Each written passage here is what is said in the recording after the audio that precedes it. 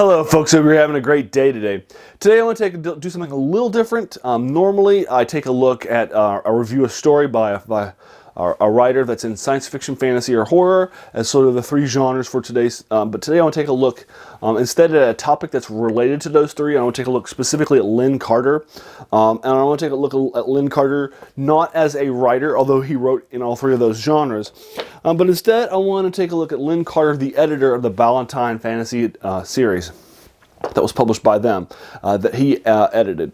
And specifically I want to make the case that he is one of the most influential, if not the most influential editor of all time in the genres, specifically fantasy, and his era by editing the Ballentine Adult Fantasy Series that published things like E.R. Edison, and republished a lot of older classic works for the next generation, helped to keep the flame alive, and many of those works I think are still known today because of Lin Carter. So let's take a look at Lin Carter and why I'm making these arguments in favor of him. So first of all, who is Lin Carter? Lin Carter is somebody who loves these three genres a lot: science fiction, fantasy, and horror. He was born in 30. He served in the military in Korea in the 50s, and he was a veteran. He was somebody who also really loved and people like Robert E. Howard, H.P. Lovecraft, Edgar Rice Burroughs, and he'll write pastiches of all three. He is going to have, as I just showed you, a series of stories set in the Cthulhu mythos, and I would consider him to be the leader of the third generation of the Cthulhu mythos. I'll talk about that a little bit more. And he has a number of stories there. He also has stories that are set, that are pastiches of Conan the Barbarian by Robert E. Howard, as well as stories that are set on the planets that feel very much like John Carter of Mars by Edgar Rice Burroughs. And Lin Carter has a number of these pastiches. Now, he's not adding anything to the genre. He's not doing anything new. Take, for example, his Cthulhu mythos stories. It feels very much like he's just checking off a list. He's seeing what has not been written up, a reference to a character or something from a book that's one-line reference in another short story or something like that by Lovecraft, and he'll turn around and write a story from it, and his story doesn't feel inspired, doesn't go into any place new. It feels like he's just checking off the list and saying, okay, this is done, and it feels like his works are not being done because he was inspired to do something great, but instead just kind of inspired to do something that was in the Cthulhu mythos that feels like it's the Cthulhu mythos, that doesn't do anything new with the tropes or push it in a different area. Or, I don't think his stories, and I think that's also true for his other stuff too. As of right now, I don't have anything in my queue to review any of his works that he did as a writer. I've pulled out about 40 or 50 works over here on my thing, or short stories that I have ready to go. He is not one of mine in my list. Now, he could be later on, or I could change my mind. I'm definitely open to those two things. But I think that he is, as a writer, he's very much, and I think he would admit it too, I think he's very much just spinning the wheels of the genres that he's writing in. He would be very upfront about what inspired him, what he was writing for. And again, I just think that he was somebody who was engaged in that sort of a wheel spinning rather than doing something new with the genre, pushing, writing a Conan story, inspired story with his own characters, but doing it in a different way, having a different take, having something new to say about the genre. Sword and Sandals, Sword and Planets, the same way. And so I think that you're going to see that from him, that he's just that sort of a wheel turner, not bringing anything new to the table, despite the fact that he's a new generation. So that's him as a writer, but him as an editor, and I think is very, very different. I think that his love for the genres that I think keeps him from writing new stuff to his detriment also benefits him as an editor and us as readers to our privilege. And I think that where his greatest stuff, his greatest contribution to the fields that he cares about, the genre of writing, is not as a writer, but as an editor, specifically of the Ballentine Fantasy Series. So let's talk about the Ballentine Fantasy Series. One of those stories I have, that's this collection, the Worm Ouroboros, is my collection from that. But in what was happening in the mid-60s, Ballentine, so Ballentine books, just as a context-forming thing, was founded by a husband and wife team. They were kind of an independents at first, although they eventually become major players in the book publishing field. They have the rights to publish Tolkien and his works in America, and so they're publishing The Lord of the Rings and having the major publication during the 60s. It's a big set of publications, so one of the things that they're interested in doing is kind of locking in, seeing kind of the opportunities. They want to lock in sort of fantasy as a series moving forward. They reached out to Lin Carter, and he's interested in putting it out. And so one of the things that Lin Carter is going to put out from the later 60s through 74, he's going to publish more than 65 works during that time. He's going to put out the Ballentine Adult Fantasy Series. Now, one of the things that he does is he scours his works and books, trying to find things that will be relevant for a new generation. And these are things from E.R. Edison and more. So I'll give you one example. Clark Ashton Smith. Clark Ashton Smith has recently had a publication by Penguin Chronicles. He has recently been more and more canonized. His first really serious republished works came during Lin Carter's time. So if you were reading, so he was initially published, in Weird Tales and the Pulp era, and his stuff wasn't republished in many other works until Lin Carter came along, in the late 60s, in the early 70s, and started republishing his works. And so you had a book in the series called Zothique that had his Zothique stories in it. And you had another one set in Hyperborea that had his Hyperborea cycle of stories in them, and so forth. So you got a chance to pick up one book, buy it from the Adult Fantasy Series, and read, Clark Ashton Smith. And I think that has kept him alive moving forward. I don't think his Penguin collections, his modern reprints, I don't think those would have happened without Lin Carter republishing him. I think he just would have been a lost pulp classic.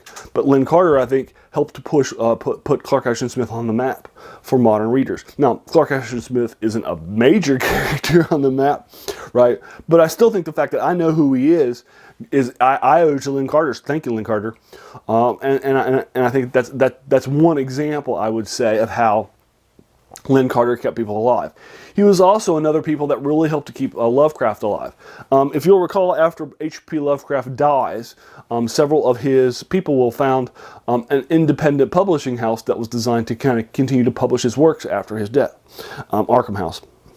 But Arkham House is still a minor publisher, keeping them alive. Whereas, Ballentine, which is a major series you're finding in big bookstores, actually reprints a lot of things too. Now, because it's the fantasy series, he publishes Lovecraft's Dreamland cycle, things like the Dream Quest, Unknown Kadath, and those sorts of things. But Carter will also republish Lovecraft stuff in this bigger form, and again, I think he absolutely hits it out of the park. He nails it. He publishes it again in this big series. Now, the Adult Fantasy Series isn't the biggest seller in the world. I don't think that the Ballentines love books. They love publishing, right? They weren't always about having a book sale make a ton of money. If it did, they would be fine with it. But as long as the series was basically covering its costs, they were fine with it. They didn't need a series that was, knocking it out of the park with every single book. Another thing that Lin Carter also found new writers and published them. He'll publish Catherine Kurtz. He'll be the first one to publish her, and so forth. So he will publish some newer works later on that are directly new rather than republished works. He'll republish everything from The Broken Sword from the 50s by Paul Anderson for a new, as well as many others. And another quick little thing that he note too is he even publishes people that are through today we still are feeling the effects of his stuff that he published. And one way is through Dungeons and Dragons. In Advanced Dungeons and Dragons, in the first edition, there's an Appendix N at the end. It's an infamous Appendix N. And in it, Gary Gygax lists the influences on Dungeons & Dragons in the mid-70s. And if you read his list of influences, many of them, and I mean like many of them, from Paul Anderson to Tolkien himself, Edison, many more of these heavily influential works on D&D were published by the Adult Ballentine series right around the time that Dungeons & Dragons was being made as a game. And so many of those are works that had been republished but were from an older era. So you get a chance to see how influential this stuff is. Because if you're playing Dungeons & Dragons today, if you know who Dungeons & Dragons is today, you obviously are going to be somebody who was influenced by or the hundreds and thousands of games, books, novels, comics, whatever, media is all full of Dungeons & Dragons and Dungeons & Dragons spin-offs, creatures that it brought in that other fantasy works have copied, all these sorts of things. And most of them, not all of them, there were some like Fritz Lieber who were outside of this series, but most of the works that influenced Dungeons & Dragons came, and you can look at it in Appendix N, came from this series. And so I cannot overestimate how influential this is and how influential it is to the genres today. And he would publish masters of works by Lovecraft, and so forth. And you get this idea of all of these greats that were out there getting published for this series. Now, what winds up happening to this series is that in 73, Ballentine Books sells their series sells themselves to Random House Book Publishers, a much bigger book publishing company. Now, there's about a year in between the two where they are sort of segueing from one side to the other. At the end of that year, what winds up happening is that Random House takes over the publishing firm completely, and they will look at the books, and they've been there for a year. Again, they're not seeing this as this big giant seller, so they discontinue the series in 74, a year after they purchased the company. But from the late 60s, about 67 or so, through 74, you had a number of these works, and there are more than 60 of them that were republications or new publications in the series. Now, what Random House is going to do is, they do see the potential in an adult fantasy series. They just want to do it around new stuff rather than reprinting the older stuff, older classics for people. And so what they're going to do is they're going to launch the Del Rey series. It's edited by the Del Reys, which will become another, arguably the gold standard. So not only did the Ballentine Adult Fantasy Series was like the first adult fantasy series, it brought to light a lot of these older works for new generations, from Lovecraft to Clark Ashton Smith and more.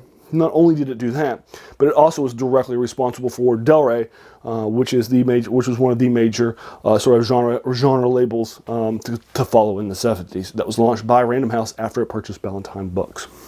So also directly inspired that too. So anyway, so there you are. I'm going to go ahead and leave you to it. Have you read some of the works from the series? What do you think about it? Do you agree with my points about Lin Carter being this influential editor or not? I'm happy to sort of, engage with you have a conversation with you on that series, and so forth. And there you are. I'll go ahead and leave you to it.